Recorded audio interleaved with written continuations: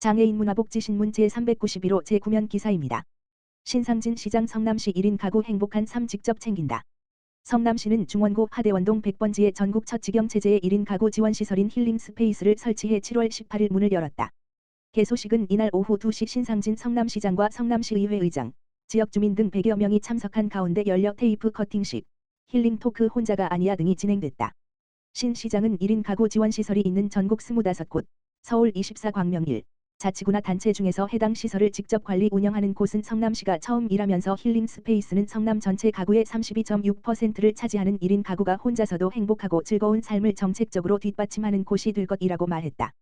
성남시 1인 가구 힐링 스페이스는 수정 중원 분당 등 3개 구 지역의 접근성을 고려해 모란역, 4번 출구서 230m 거리, 인근의 민간 건물 4층 일부를 임차해 349 규모로 마련됐다.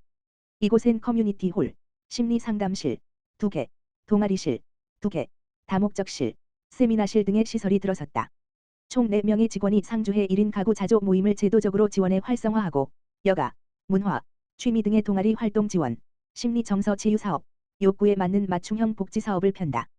향후 욕구 조사를 통해 요리 미술 재정 인문학 교실 등의 프로그램도 운영할 계획이다.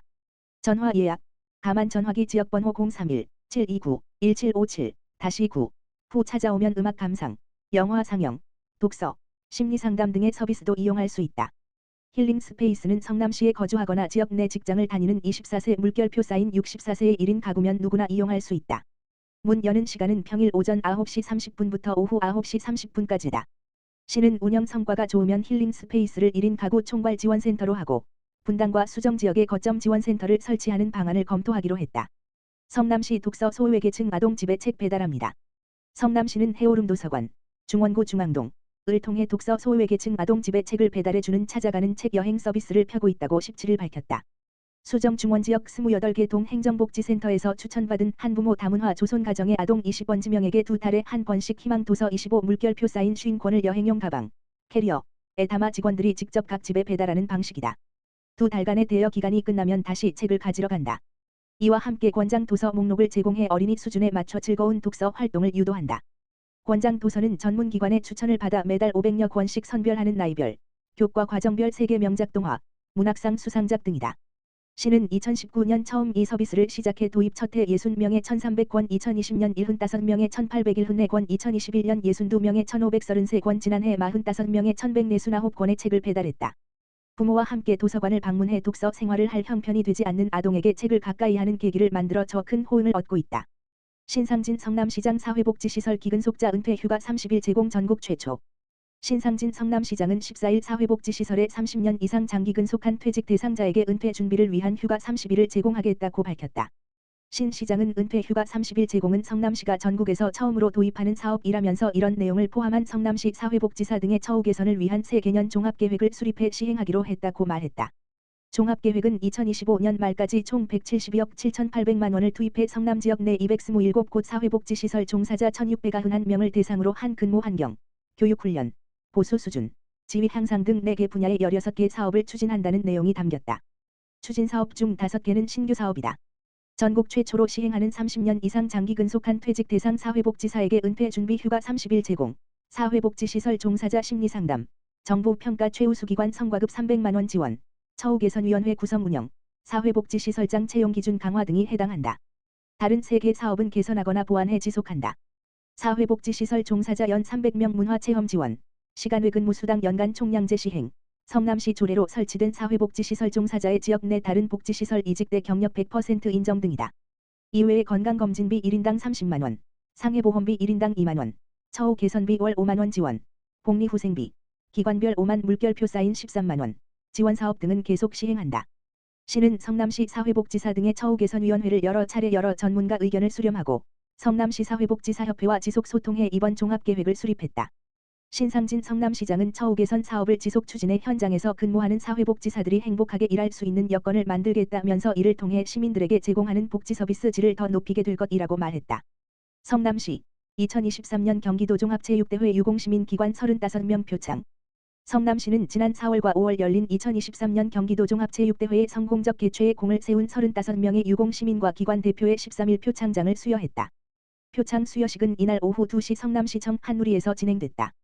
이날 표창을 받은 시민은 2023년 경기도 종합체육대회 시설물 개선공사 업무 지원에 공을 세운 성남도시개발공사 소속 서형석 51세, 종목별 경기 운영 지원에 적극적으로 봉사한 자원봉사자 김영길 81세, 종목별 경기장 선정과 지원에 공을 세운 성남시 체육회 소속 우한창 43세 등 19명이다. 기관 표창을 받은 곳은 2023년 경기도 종합체육대회 개회식장 교통지도와 관람객 안전지도에 공을 세운 성남시 해병대 전우회 유도 종목 경기장 대관과 대회 운영을 적극 지원한 신구대학교 등 16곳이다. 시는 최근 성남시 인사위원회 심사를 거쳐 이같이 유공시민과 기관을 선정했다. 2020세 경기도 종합체육대회는 18년 만에 성남시에서 개최됐다. 성남시는 제13회 경기도 장애인 체육대회 4.27 물결표 사인 30에서 첫 종합 우승을, 제69회 경기도 체육대회 5.1일 물결표 사인 13에서 종합 준우승을 각각 차지했다. 성남시 우수행정 및 정책사례 선발대회 대상 수상. 성남시는 2023년 우수행정 및 정책사례 선발대회에서 인력 접근을 최소화한 드론 활용 지하 시설물 3차원 데이터 구축 사례로 대상을 받았다고 18일 밝혔다. 이 대회는 한국공공정책평가협회가 주관하는 행사로 중앙부처와 광역, 기초자치단체 등을 대상으로 공공부문의 경쟁력을 높인 정책과제와 성공 사례를 알리기 위해 2013년부터 개최하고 있다. 성남시의 사례는 사람이 밀폐된 공간에서 하는 지하 시설물 조사를 드론으로 대체해 자동화의 효율성과 안전성을 높이는 3차원 공간 정보 데이터를 구축했다는 평가를 받는다.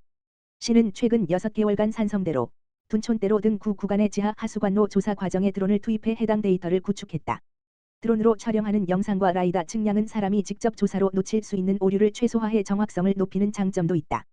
성남시는 지하 하수관로 중 점검이 시급한 구간과 노후 구간을 중심으로 3차원 공간 정보 데이터 구축 사업을 지속할 계획이다.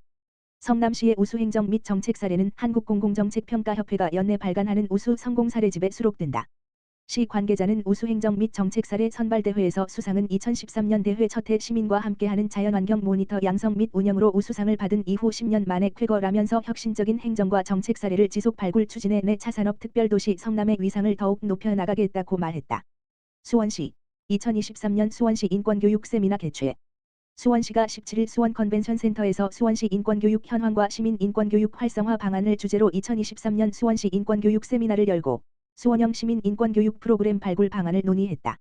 이날 세미나는 수원시 인권 현황과 인권교육 과제를 주제로 한 이영한 수원시정연구원 연구위원회 기조강연과 주제 발표, 종합토론으로 이어졌다.